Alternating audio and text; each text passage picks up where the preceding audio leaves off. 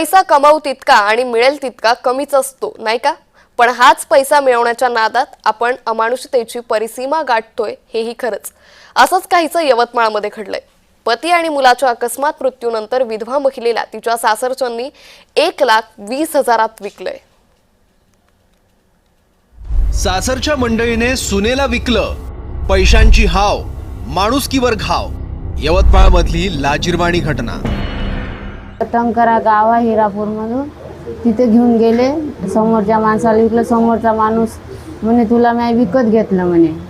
मी म्हटलं माझे 2 लेकरं आहे पहिल्या घरचे, मला विकलं म्हणे तुला मी नेत नाही म्हणे. त्याच्या मी पायापोटी लढली पडली तेव्हा कुठे मला त्यानं इकडे आणलं. या आहेत यवतमाळच्या आरणीतील विवाहित पीडिता. लग्नानंतर आपल्या पतीसोबत त्या सासरी गुण्या गोविंदानं नांदत होत्या. 2 निरागस मुलांची ती आई आहे.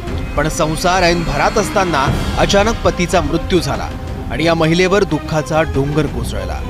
परिस्थिती हलाखीची असल्यामुळे अनेक मुलगा व मुलीसह त्या सासरच्यांकडे राहत होत्या.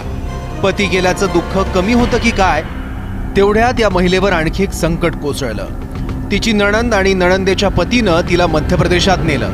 तिथून तिला 1,20,000 गुजरातच्या पोपट चौसाने या व्यक्तीला विकण्यात आलं.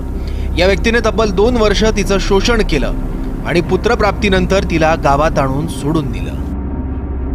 इथून मध्ये माझ्या देरानं पावनपणाला म्हणून माझी ननद आलती. ननद मानंदई ने आले समजा इथं. तर माझा देर म्हणे मी जायला तयार नव्हती. माझा देर म्हणे जा म्हणे तुम्ही.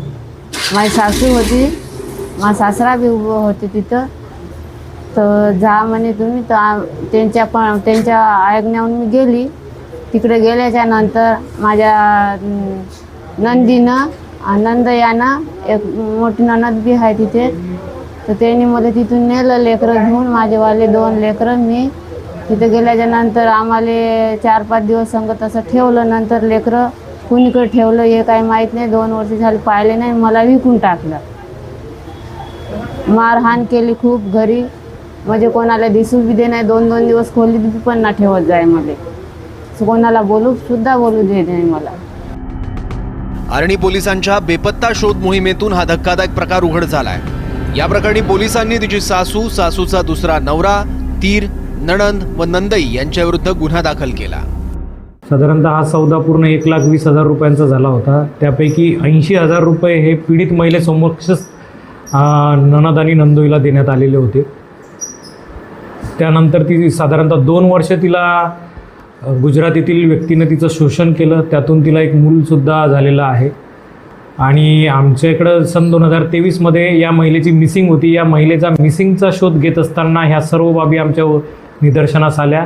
महिलेची तक्रार घेऊन आम्ही पोलीस स्टेशन आर्णी येथं कलम 143, 144 भारतीय न्याय संहितेअंतर्गत हा गुन्हा दाखल केलेला आहे. पण या महिलेचा एक मुलगा आणि मुलीचा अद्यापही पत्ता लागलेला नाही.